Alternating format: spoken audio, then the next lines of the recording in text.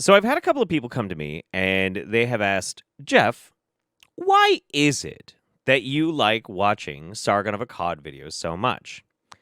And I got to be honest with you, it's for the most part because I like, well, for one, I want to know what the current marching orders are, the talking points that are going around the internet. And not that they originate from Carl, but Carl is kind of a funnel by which to disseminate dumb fuck viewpoints.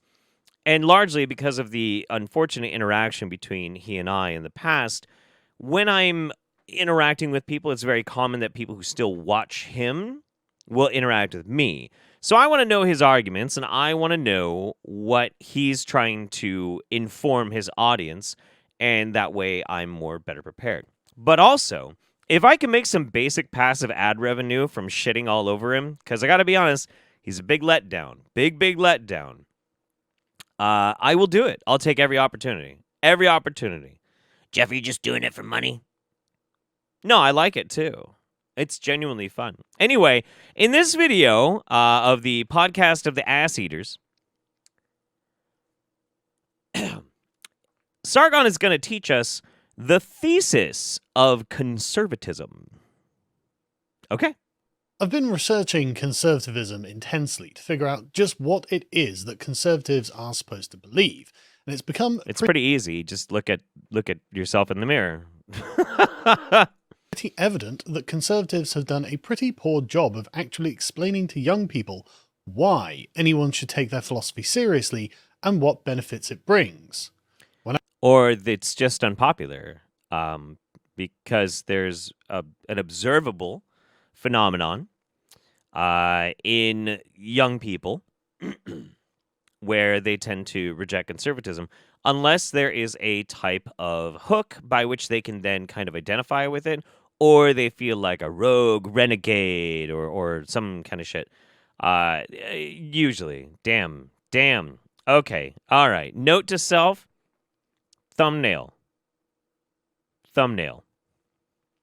No, he's not saying it's conservative. No, I think he's still in fucking denial about conservative. He still claims to be a classical liberal, which is a conservative.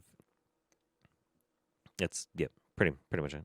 When I say conservative, I don't mean the British Conservative Party, who, regrettably, are not conservatives. As Tory MP Steve Baker recently put it, we're a socialist party now. Are the Conservatives now the party of high tax and high spend? Yes, I'm afraid we have become that party, and in a sense we're all socialists now, I'm sorry to say. So okay, all right. Okay, I don't know. I thought I would lay out what I consider to be the fundamental argument of what we could consider to be an authentic conservatism, and in doing so, to hopefully answer some of the following questions, such as what is the purpose of conservatism? How does it view the world? Why does it produce positive results? And how can it give young people a sense of purpose and a feeling of security? Okay. How does it foster justice and goodwill between people, which is necessary for flourishing communities? You know what? Fine. I as much as I like to poop on Carl, I will go at this with a very open mind. Mr. Benjamin, by all means, please, red pill me, my dude, on what a conservative is. Conservatism. What a conservative. Fuck. What a conservative is, what conservatism is, and what its benefit and value is. I am listening. The standard against which conservatives measure their moral worth is virtue. But what do we mean by virtue? I don't think that is in any way accurate at all. I don't think that's accurate at all. No. But unless he's going to go further into like the virtue is in a sense of traditionalism, but we'll see. Aristotle defined it as a human good, a desirable state of affairs which exists at a middle point between excess and defect. When being virtuous, a person flourishes. They are leading a life a good person is supposed to lead. This isn't something that can be measured. We have to make this judgment for ourselves relative to where and what we are. The fruits of virtue are luminous, and Virtue is also a very subjective concept, and it is informed by the larger society. It is not informed by hard and fast rules, nor can you look at classicalism to basically inform what being virtuous in a contemporary sense is actually going to be. But I think Carl's probably going to ignore that. I don't know. We'll see. stand out to others. One never needs to describe one's own virtue because everyone else can see it. No. No. Absolutely not. I guess that's like his very casual way of trying to denounce virtue signaling, which is hilarious because everybody virtue signals all the fucking time, constantly. I signal my virtue all the time. You do. You do. Everybody does. We all do. We all fucking do. Just whether or not you're being honest about it. Look. Here's a great example of how you can show virtue, but maybe aren't a virtuous person. You ready for it? Real simple. Argue with me on this one, please. By all means. Tell me I'm wrong on this one. Pedo priests. According to the culture that they are around, they are in fact the most virtuous. But their behavior might lead them to be the least virtuous. So I'm just saying, like, what a useless definition of that. That's weird. Virtue is what makes us wholesome, strong, and moral. It Boring. consists of doing the right thing in each circumstance. And if you wish to be a virtuous man as Aristotle would define him, you must not only do the right thing, but also enjoy doing it. Whatever. That's fucking weird, but whatever. States of affairs are not, of course, created through theory, they are created through action. This makes virtue a state of affairs created by your behavior over time, which makes time itself an important aspect of conservatism, as it is a key component in both virtue and wisdom. Edmund Burke Okay, I don't know where exactly this idea he got, where he believes that conservatism has anything to do with virtue, because it doesn't. It doesn't. Both on a traditional and sociological sense of how they interpret and see the world. Virtue is only by which they might justify it, but that is not why they embrace the things that they do. And in an economic manner, again, they might claim that it's coming necessarily from virtue, but again, these are subjective fucking terms. And virtue is not defined by the person, virtue is defined by society. It is so completely bizarre to me. This is very, very strange. eloquently describe this. And virtue itself is not one single thing. A virtue is a categorical classification of different disparate concepts, you know? Like, you can have many different virtues. He observed that each person's private stock of reason is small, but a tradition is the inherited and distilled wisdom of many minds over many generations. There it each goes. adding to and refining the result. There it goes, okay. This chain of civilizational wisdom is the great primeval contract of society. So, okay, but he said a really interesting thing there, and this is also going to get really into the heart of conservatism, because he's not far. Okay, let's listen to it one more time. But a tradition is the inherited and distilled wisdom of many minds over many generations. Okay, true, comes from a long line of development. Each adding to and refining the result. Adding to and refining the result. One would even say that that is innovation, that you take these lessons of the past, these traditions and heritages, and then as you grow and society develops, they change, usually through innovation and the different morphing of how a society itself might develop into different directions. This chain of civilizational wisdom is the great primeval contract of society that connects the top of society with the bottom of society and puts the living in a partnership with the dead and those yet to be born. It creates a... I don't really give a shit about your Tumblr poetry. Carl. I just get to the point. Three-dimensional view of a civilization and makes each member of it an inheritor who holds it in trust for future generations with the obligation of preserving it and passing it on, and improving it where we can, in line with its animating principles. Okay. In this conservative view, therefore, time becomes a necessary part of both knowledge and morality, and this chain of wisdom that we inherit contains many of the good things of which we were the beneficiaries of as children, and this places upon us an obligation to ensure the future generations can be raised with these same benefits while we are the trustees of it. Okay. However, your entire basis, your thesis on this is that all the amazing improvements that have happened throughout history are fucking great. All of the ways in which it's progressed and people have changed and there has been innovation has brought about something amazing. And so we need to just stop? Is that what you're claiming? Because you're pretty close to actually giving an accurate, finally, description of what conservatism is. But let's see. This relationship between the past, present, and future takes on a sacred aspect. It isn't merely ours to violate or destroy. It belongs to each person in our civilization as a continuum. Of course it's ours to violate and destroy. Of course it is. It's ours. It's ours. We own it. So, yes, of course we can. Including those long gone and those yet to arrive. This is the relational view of our world that we can use to drill down into the details of our daily lives.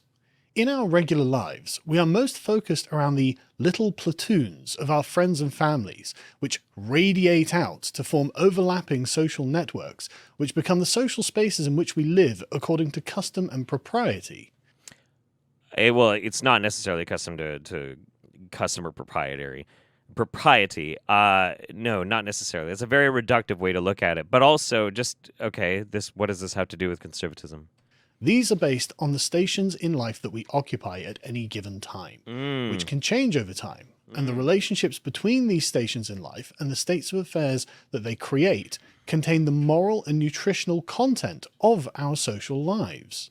It is this relation to one another that is what is meaningful about the human experience, and we should take care to nurture these bonds so they might become strong, for not only our own sake, but the sake of those people around us. Nothing about that is conservative.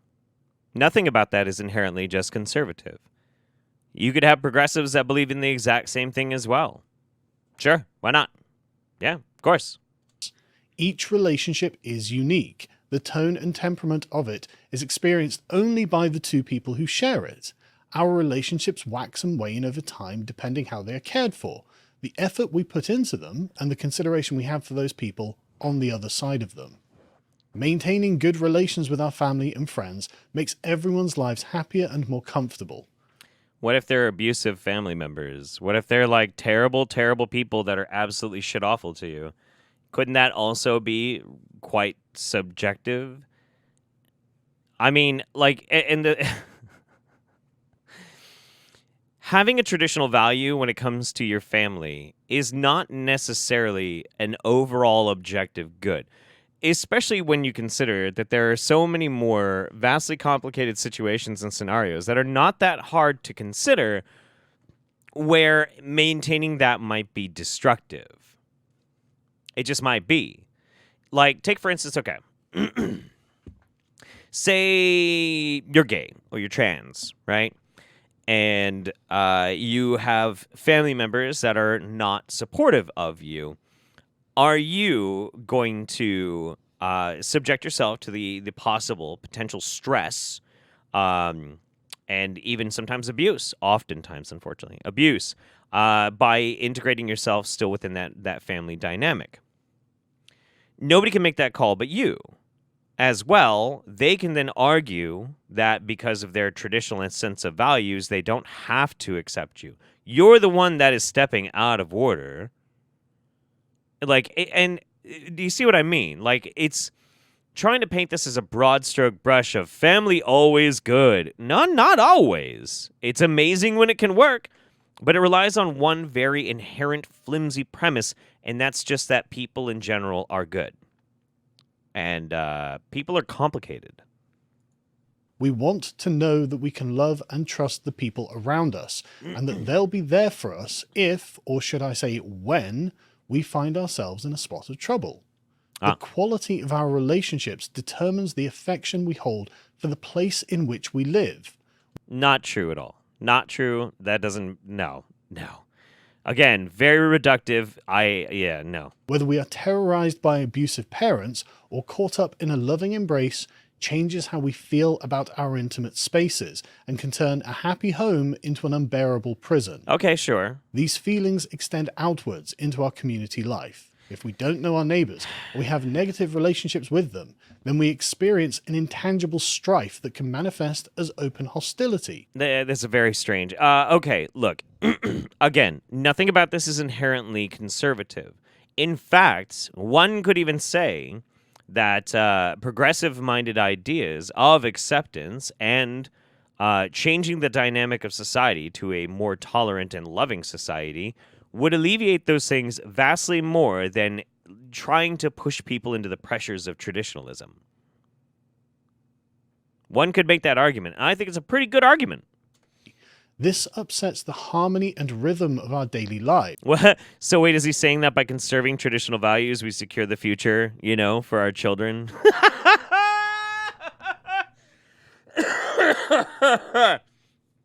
Oh, man. Shit. And we should take care to resolve it to the satisfaction of both for the good of everyone around us. If we don't feel at home in our communities, then we don't feel at home in our countries. Uh-oh. There's a demographics reference right there. There's a demographic reference. Very sly. Very sly, Carl. Wow. Interesting. This feeling of alienation pervades our existence and casts an insidious pall over our world, which corrupts every aspect of our lives. AKA, brown people scare me, and it's destroying my community. I'm not actually saying he's saying that. But often without even us noticing it. But it is here that the great chain of civilization itself is under attack. Gotcha. To feel at home, we need to know that we are where we belong. And for that, we have our stations in life. We start as sons and daughters of mothers and fathers, and we inherit these from our families. We learn how to become friends with one another as we grow up and achieve the station of adult.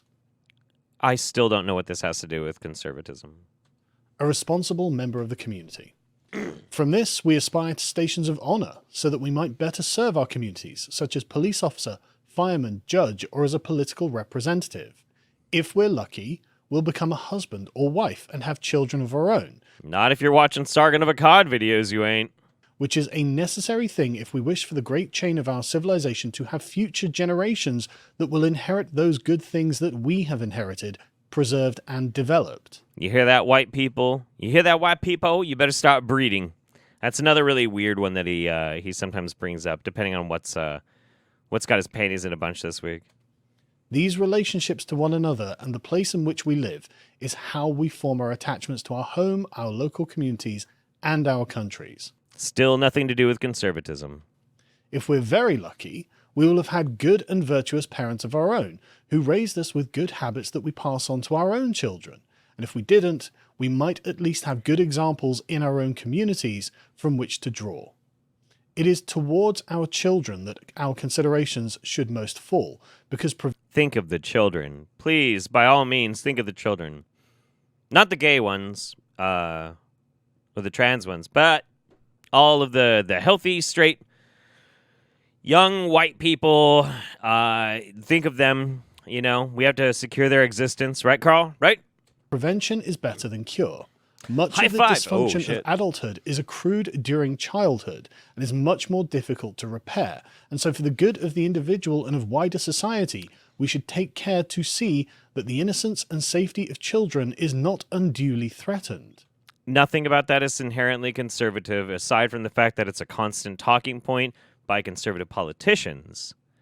But everything that he's described so far, aside from his weird idea of the chain and traditions and being passed on and not saying explicitly but implying that it then has to stop. Aside from that, all this other talk of virtues and morals can apply to literally anybody.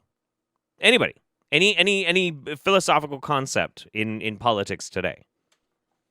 It is for this reason that the traditional roles we inherit as potential mothers and fathers need to be passed on, because they matter. And they matter because... I see. Traditional roles of mother and father, can't, no gay couples, guys, sorry. Nope, forbidden. Because of the welfare of the unborn depends on it. Yeah. When all of these pieces fall into their proper place, we can look at this state of affairs and realize that it takes on a quality that goes beyond ourselves. We aren't entitled to ruin it for others, just as others didn't feel they were entitled to ruin it for us. What about all those people that caused massive structural change, in society? That really shook stuff up and changed it from what it was. Because I don't know if you noticed this or not, Carl, but society today looks a lot different than it did 100 years ago, or 200, or 500, or 1,000. And that happened because of, what's that fucking word? What's a word? It starts with a P... progress. Huh. The way people live their lives, autonomous from outside interference but with consideration and care for one another, means that the entire community takes on the form of a spontaneous organic order, whose life we should probably take pains to respect. It is right that we should feel comfortable in our own homes and in our own communities. Right, which is why we don't want any of them dirty immigrants, right, Carl? Right? Yeehaw! And that these communities are filled with good people living good lives who hold goodwill towards one another. And this state of affairs should be first and foremost in the minds of those who benefit most from it. Those people at the top of society have a responsibility to those at the bottom, and those in the present have a duty to the people in the past and an expectation from the people in the future.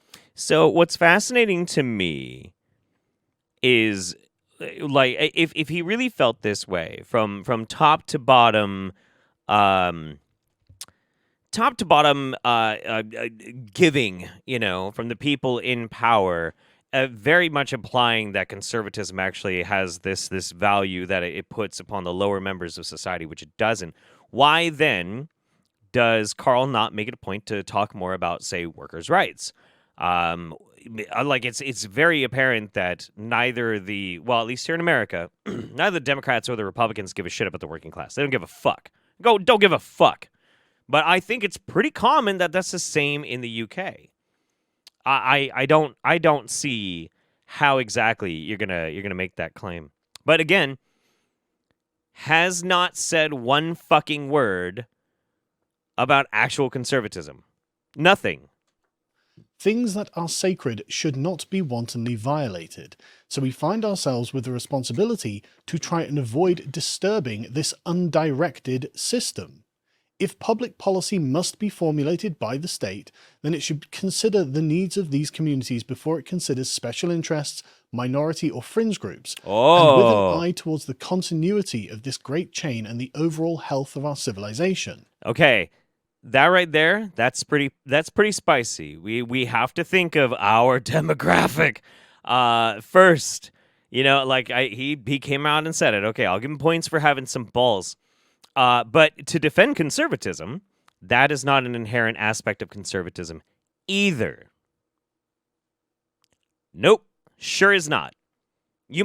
Some people who are really hardcore anti-conservative might want to say yeah, that's conservative. No, it's not. It really doesn't necessarily have to be. If it is demanded that things change, then the onus of justification must lay on the person who makes the demand. There is, of course, a lot here that needs further explanation, which I will do at a later date. But I think wait. This is a good starting point as to why conservatism is a good thing for the individual and for society in general, and why we should consider it more carefully. I guess he's just coming out just right away, right? Just like took the brakes off, and Sargon's just a fucking conservative now. That's fine. You know, I'd rather he be fucking honest than continue this bullshit lie he's been doing for fucking years. That he's not conservative. So okay. You know what? Since Carl didn't do it, I'll do it. I'll fucking do it. I like to help people. I'm a man of the people, and I'm very much willing to do so. Conservatism has two basic axes by which you can understand it. The first is a sociological understanding of how conservatism is supposed to work. Very, very simple. Averse to change, innovation, and embracing what they perceive to be the heritable traditional values. Now, he was kind of correct in that conservatism is, in his explanation, is where you stop. You stop. Okay? Like, yes, there has been all this interesting, change and innovation and stuff that's happened throughout history to build this amazing understanding, this amazing flagship of humanity. But now we're good, so we need to stop. That's what it means. That is literally what conservatism means. We stop. Yeah, that's it. And then when it comes to the other axes, which is economical, it's more to free market capitalism, property rights, private property rights, and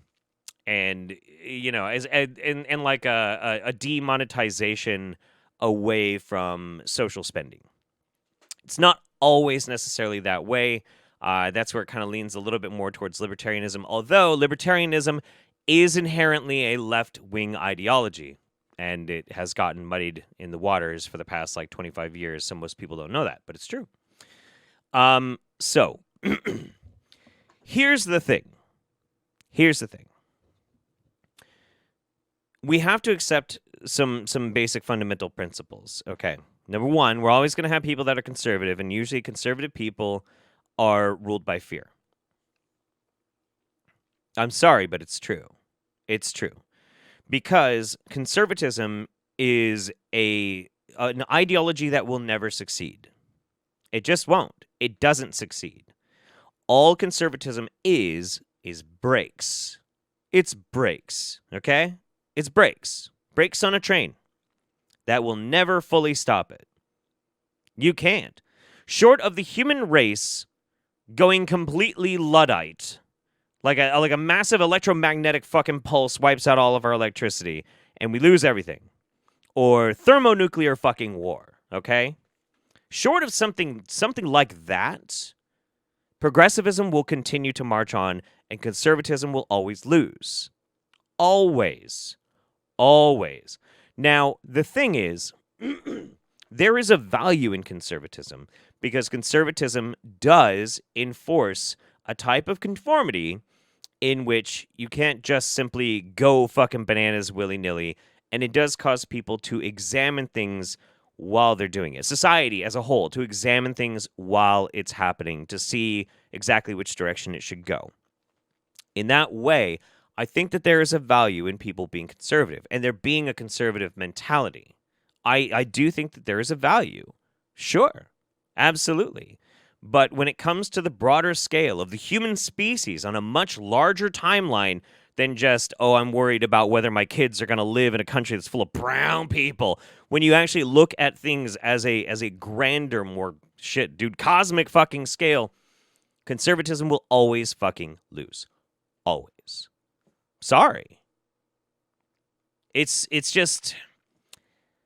Conservative is not really meant to succeed, but rather meant to endure social strife. Sure, and in that way, if you can utilize conservatism to manage to salvage some sense of identity or history or tradition, and carry it along with the progressive change, then it's a good thing.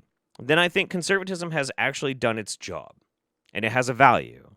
But that is not what Carl is saying. Carl is saying that the only thing holding civilization together. Oh, wow. My camera's not set up right. Oh, shit. I'm not supposed to be able to do that. That's fucked up. Oh, no. Why didn't you guys tell me that that was happening? Oh, shit. Carl, you're an idiot. Anyway, so I'll have to fix that later. But yeah, no, this is Carl's coming out video, everybody. I respect your new identity, Carl. I'm just glad that you're being honest with yourself finally, and it's wonderful. Go off, Queen. Go off, Queen.